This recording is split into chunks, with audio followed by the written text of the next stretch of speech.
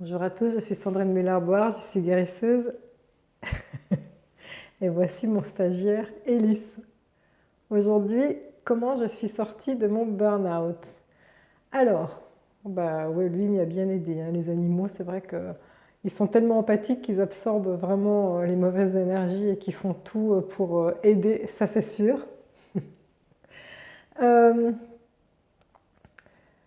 Quand j'ai eu mon burn-out, en fait, des personnes ont eu la gentillesse de mettre dans les commentaires: Sandrine, tu trouveras comment alchimiser ce passage difficile et en faire quelque chose de bien pour nous le dire après.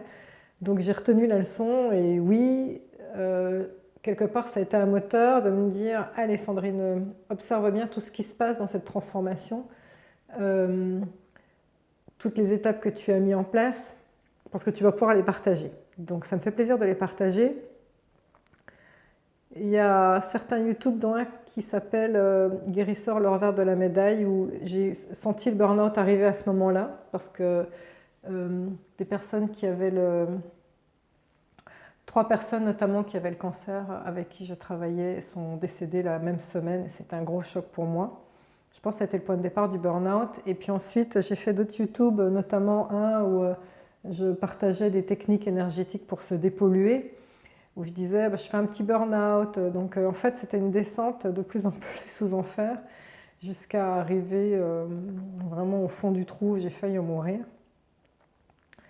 Et, donc j'ai fini par en sortir après. Alors j'ai essayé de travailler pendant un mois en diminuant par deux le nombre de personnes que je voyais. Grave erreur, ça m'a encore plus précipité dans le burn-out. Donc ça, c'est une chose à ne surtout pas faire. Quand vous allez dans un burn-out, votre corps vous donne des signes de fatigue qui doivent absolument être entendus. Si vous continuez à travailler en négligeant ces signes, bien évidemment, il va vous faire une colère encore pire. Et ça, c'est ce qui s'est produit pour moi, c'est que un jour, j'ai juste plus pu. C'est-à-dire que je me souviens très très bien que je tombais dans les pommes sans arrêt, je n'avais plus d'énergie, mais du tout. D'ailleurs, à la phase la pire, la plus critique de mon burn-out, je raconte ça dans un YouTube qui s'appelle L'ombre ne me vaincra pas. J'étais tellement affaiblie que je me souviens que j'étais tombée dans les pommes pendant un quart d'heure, mais au-delà de ça, le matin, je me souviens que j'appelais mon chéri et je lui disais: reste avec moi au téléphone, surtout ne me lâche pas, parce que j'avais tellement peu d'énergie que même allongée, j'avais le sentiment que j'allais tomber dans les pommes. Donc c'était vraiment, j'étais à degré zéro d'énergie. Et donc comment en sortir? Déjà, il faut savoir que tout fonctionne par balancier. C'est une loi universelle qui veut ça, qui veut qu'un balancier qui va osciller vers la droite à un certain niveau, il va osciller aussi à gauche de l'autre niveau. Et donc ça veut dire quoi? Ça veut dire que si vous travaillez beaucoup, beaucoup, beaucoup, beaucoup trop, pour vous rééquilibrer, vous allez avoir besoin, à l'opposé, de repos, beaucoup, beaucoup, beaucoup, beaucoup, beaucoup, beaucoup, beaucoup trop aussi. C'est-à-dire que tant que votre corps n'aura pas... En fait, c'est la loi de l'équilibre, hein. Il y a autant d'inspire que d'expire, autant de donner que de recevoir. Vous avez poussé le bouchon trop fort d'un côté, vous n'avez pas d'autre choix que de pousser le curseur de l'autre côté à l'identique. Donc ça, il est hors de question, pendant cette phase de repos forcé, on va dire, que votre mental tourne avec de la culpabilité, avec tu devrais te bouger, tu devrais faire ci. Non, déjà, il faut que vous acceptiez, ça ira encore plus vite, vous remettrez beaucoup mieux, beaucoup plus vite d'aplomb et vous sentirez beaucoup mieux avec vous-même. Si vous ne luttez pas contre vous-même, déjà acceptez cette phase de repos obligatoire. Ça, c'est une chose sans absolument aucune culpabilité. Donc pendant un moment, il va y avoir une phase d'accueil, une phase de « ok, je dois dormir, parfait, il est 4 heures l'après-midi, j'ai envie de dormir, très bien. Il est 1 heure du matin, il faut que je mange, parce qu'en général on n'a pas du tout faim. Mon corps me dit qu'il peut éventuellement peut-être manger un truc, mange. Tu veux dormir après? Dors. En fait, Il faut suivre ce que votre corps vous dit. Vous ne l'avez pas écouté pendant des mois, c'est pour ça que vous en êtes à cette situation-là. Vous devez absolument écouter ce que votre corps vous dit et surtout dormir, dormir, dormir. Au début, vous n'aurez pas sommeil tellement vous aurez été dans un état de nerfs. Il va falloir attendre que de lui-même, votre corps lâche les couches d'oignons les unes après les autres et vous allez voir que vous allez entrer dans une phase où absolument tout vous fatiguera et vous serez très très fatigué. Donc il faut passer par cette phase-là de repos extrême. Pendant cette phase-là, il y a une vraie déconnexion avec le corps qui ne réagit plus à rien. Vous êtes allé dans un tel extrême. Et là, je dois partager quelque chose qui était salvateur et je dirais que c'est à partir de là que je suis sortie de mon burn-out. Je cherchais, avec ma conscience, à aller un petit peu titiller mon corps et à aller le remuer. Et donc, j'avais bien évidemment pas de force pour faire du yoga ou quoi que ce soit. J'étais tombée au bout du bout, au bout de ma vie, comme dirait ma fille. Et donc les seules choses que je cherchais à faire, c'était des méditations. J'arrivais pas à me concentrer. Ok, donc j'ai lâché l'affaire par rapport à ça. Et je me suis dit, je vais faire ce qu'on appelle des yoga nidra. Donc le yoga nidra, on est allongé et en conscience, on se connecte à différentes parties du corps, la main, le coude, l'épaule, voilà.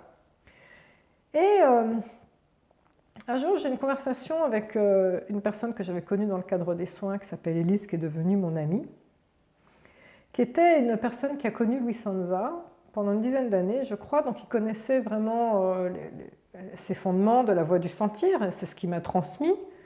Ah mais ouais, mais sauf que moi je croyais bien faire en me disant je fais du yoga nidra, je parle à mon corps, je pensais que j'étais dans la voie du sentir, sentir mon corps.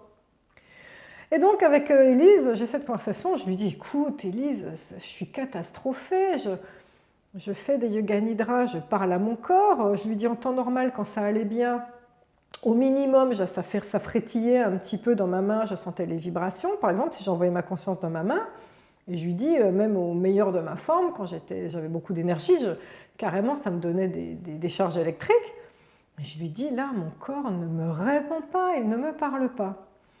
Première chose, elle m'a fait remarquer que j'avais des mots très durs à l'égard de mon corps. Elle me dit, tu le traites durement quand même, hein, tu devrais lui parler avec beaucoup plus de respect. Donc là déjà, c'était un choc quand même, quand je me suis rendu compte comme je le poussais, hein, comme je voulais absolument le pousser.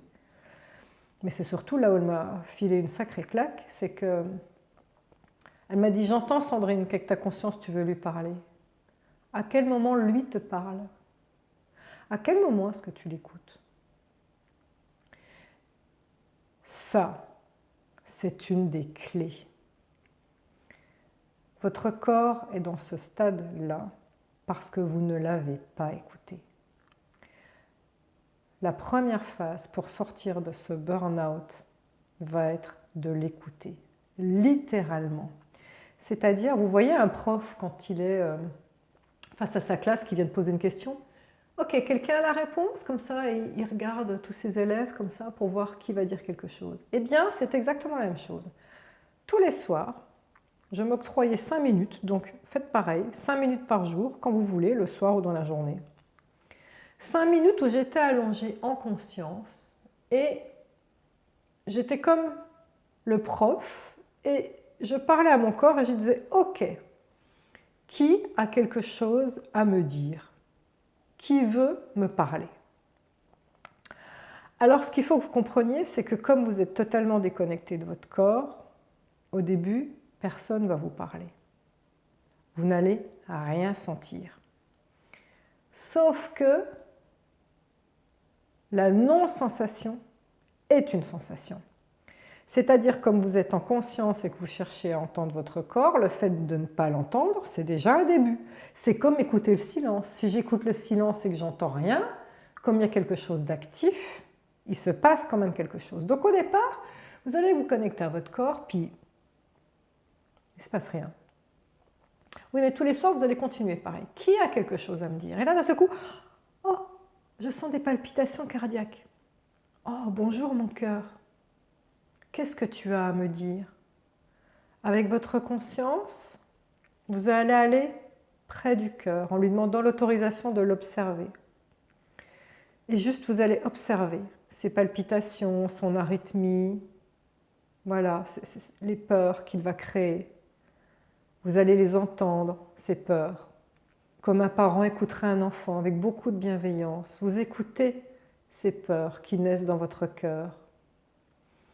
Et puis quand vous serez resté suffisamment en présence de votre cœur, vous allez fabriquer ce qu'on appelle un sourire intérieur. Même vous pouvez essayer de sourire vraiment. Et ce sourire intérieur va programmer vos cellules vers quelque chose de lumineux. Et puis, oh, pardon mon cœur, je te laisse. Mon foie s'active. Mon foie, qu'as-tu à me dire? Et pareil. En fait, à chaque fois qu'un organe va vibrer, se manifester, juste vous l'écoutez. Alors, il faut savoir que le corps a un langage qui lui est propre. Certains organes sont des cristallisateurs de certaines émotions. Le cœur, ça va être lié à tout ce qui va être le stress. Le foie, la colère ou la frustration. L'estomac, c'est tout ce qui n'est pas digéré. Les choses qu'on vous a dites qui vous sont restées sur l'estomac, comme son nom l'indique. D'accord ? La rate, ça va être tout ce qui est les cycles de sommeil qui ne sont pas respectés. Les poumons sont le réceptacle du chagrin, des peines. Les reins sont le réceptacle de la peur. Et la gorge aussi, si elle se noue, c'est ce qui vous est resté au travers de la gorge, comme on dit, ou les non-dits. Les non-dits que vous avez captés de la part des autres, ou de ce que vous vous êtes empêché de dire par convention sociale. Donc en fait, c'est très très important d'être connecté à son corps parce que les organes vont vous dire beaucoup de choses. Après, il n'y a pas forcément que les organes qui vont se manifester. Il y a peut-être le gros orteil droit, le mollet gauche, mais eux aussi, ils ont leur importance. Donc en fait, l'idée, c'est simplement d'aller dans les endroits qui se manifestent et de leur dire « Bonjour, je vous ai entendu ». Je crois que je vais le laisser partir. Toi aussi, je t'ai entendu. Ensuite, vous allez voir que ces étapes-là vont vous amener vers un début de connexion au corps. Là, ça y est, c'est gagné. Là, vous allez commencer à pouvoir méditer. La méditation, c'est très important parce que il a été prouvé par les scientifiques que ceux qui méditent fabriquent eux-mêmes leurs endorphines, les hormones du bonheur, la sérotonine, la dopamine, j'en passe et des meilleurs. Donc, la méditation est indispensable. Vous allez enfin pouvoir commencer à vous concentrer. Si votre mental part encore en divagation, c'est pas grave. Au moment où vous le chopez, quand il part en divagation, vous le ramenez de nouveau sur la méditation, l'observation de la respiration. Vous pouvez faire des méditations guidées aussi, hein, c'est à vous de voir. Ça, c'est une chose. Au niveau des choses, on va dire, techniques à faire, personnellement, quand j'ai senti que j'étais capable de le faire, je me suis mis à faire des salutations au soleil. Je vais vous mettre un lien, j'en ai fait une sur YouTube. Il y a aussi un enchaînement magique qui a été fait par les Tibétains qui s'appelle les 5 Tibétains. Il est dit que si on fait ces 5 Tibétains tous les jours, on rajeunit de 10 ans et on a une santé parfaite pour toujours. Enfin, jusqu'à ce que l'univers décide que c'est le moment. Mais, donc, je vous mets le lien. Je vous mets un lien des 5 Tibétains. Donc ça, c'est un peu dans les choses à faire. J'aime beaucoup le Qigong aussi, le Qigong ou Tai Chi, quelques exercices de base. Donc à vous de voir ce qui vous convient, mais ça permet de vous centrer, de vous connecter à votre corps, mais c'est surtout le Qi, c'est les énergies. Donc ça vous reconnecte aux énergies et ça vous fait reprendre de l'énergie vitale dans votre corps, vous en avez besoin. Donc tout ce que je viens de vous citer permet de récupérer de l'énergie vitale. Vous allez voir que très rapidement, vous allez commencer à avoir de bons sommeils réparateurs et surtout, comme vous récupérez de l'énergie vitale, vous allez vous réveiller de plus en plus tôt parce que quand on est en burn-out, on se lève tard, on n'arrive pas à se lever le matin. Donc là, ça y est, là c'est gagné quand on en arrive là. Autre chose pour vous donner de l'énergie vitale, au moment du burn-out, on n'a plus goût à rien. Là, vous allez devoir vous concentrer sur quelle est votre créativité. Trouvez des petites choses de la vie que vous allez pouvoir faire au quotidien qui vont vous donner des petites joies, des petits bonheurs. Donc, c'est quoi votre créativité? Est-ce que c'est aller jouer au volley? Est-ce que c'est dessiner un petit peu? Mettre votre musique préférée et chanter dans votre douche? Il n'y a pas besoin de faire des trucs fantastiques, hein, mais il faut trouver quelque chose de créatif. Ça stimule le cerveau droit, le cerveau émotionnel, et surtout, ça va vous nourrir de l'intérieur, parce que quand on est fier de soi, parce qu'on a achevé quelque chose, créé quelque chose, bien évidemment, là, on se nourrit. Voilà. Dernière chose, il va falloir que vous appreniez à avoir une vision parfaite de vous, une vision de vous en bonne santé. Parce que vous répétez au quotidien j'en ai marre, je suis fatiguée, je suis malade, je m'en sors pas. C'est comme nourrir un monstre en fait, nourrir votre monstre intérieur.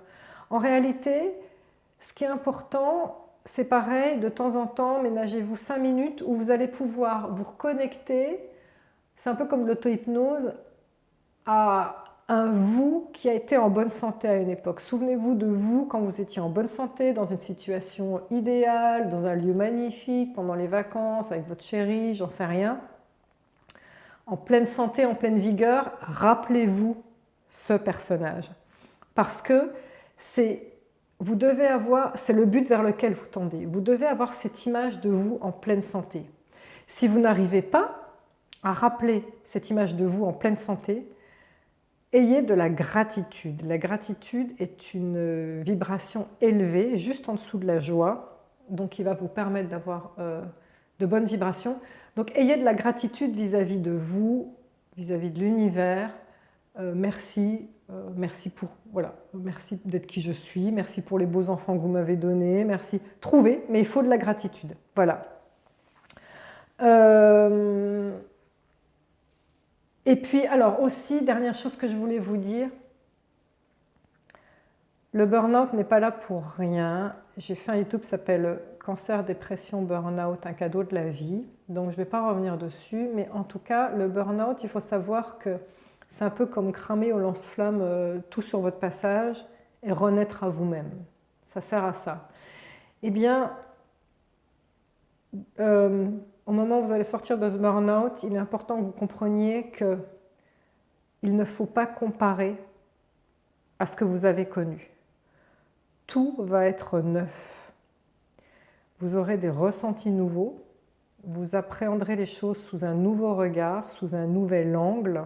Donc surtout, ne laissez pas votre mental vous amener dans une forme de panique, de « Oh là là, je ne reconnais plus rien, je ne sais plus où je suis ». Ben non, c'est normal. Tout a concouru à ça, pour que vous soyez nouveau, pour que vous puissiez dégager des gens toxiques, quitter votre travail, quitter votre conjoint, peut-être les burn-out, les dépressions, ça fait le ménage. Hein. Tout est neuf. Et c'est fait exprès, en réalité. Donc, ne paniquez pas parce que vous avez perdu vos repères. En réalité, toutes les techniques que je vous ai données, à savoir faire la méditation, les 5 tibétains, la créativité et tout ça, sont des techniques qui vont vous faire refaire vos fondements, vos bases, de manière à repartir solide ici et maintenant sur quelque chose de nouveau. La comparaison avec l'ancien, c'est simplement pour quelque part vous dire « Ah ouais, j'en suis là, avant j'étais là ».